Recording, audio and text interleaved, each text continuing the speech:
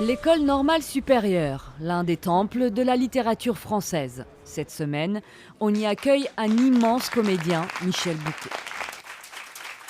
J'ai un certificat d'études primaires, alors je me trouve à l'École normale supérieure et j'ai un certificat. La langue française, pas une affaire d'élite, mais de passionnés. Et pour un amoureux du théâtre comme Michel Bouquet, elle n'a nul besoin d'être défendue.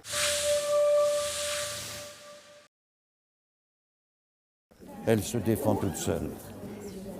Et elle se défend toute seule, c'est une des plus belles langues, paraît-il, parce que moi, personnellement, je n'en connais pas d'autres. Mais on dit que c'est la plus belle langue, celle de toutes les nuances. Et ça, c'est sûrement vrai.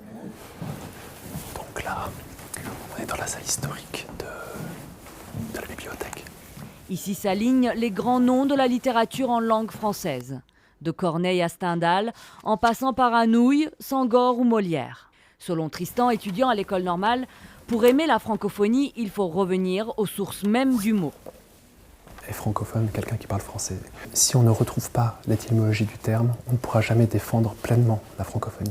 C'est-à-dire que si on reste, nous Français, à dire oui, on va aider la francophonie, c'est-à-dire les autres, c'est-à-dire nos anciennes colonies, jamais on les prendra vraiment en considération. C'est-à-dire que nous sommes nous-mêmes francophones.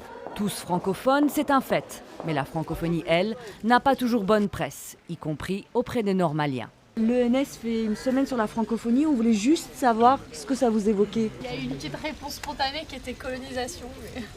Parler de la francophonie, j'ai toujours l'impression qu'il y a un intérêt derrière, de dire qu'il y a eu du positif là-dedans. Et pour moi, le fait que d'autres gens dans le monde parlent français, je vois pas du tout ça comme un échange culturel. Les gens qui viennent en France parce qu'ils parlent un petit peu français, j'ai plutôt l'impression qu'on les traite comme de la merde. Donc j'ai pas envie de parler de la francophonie comme quelque chose de positif en tout cas, quoi. Difficile parfois pour la francophonie de faire entendre sa voix sans créer de malaise. Nouvelle question lors d'un débat avec Abdou Diouf. La francophonie est-elle un moyen pour la France d'étendre son influence? Je répondrai en 3 lettres. Non. non, résolument, non. Alors, pas du tout. Je peux vous assurer que nous ne sommes pas un instrument de l'influence de la France. La France peut vouloir quelque chose et ne pas l'obtenir. Elle peut aussi être avec la majorité. Et le plus souvent, la France est dans le consensus. À charge pour l'Organisation internationale de la francophonie de créer justement ce consensus.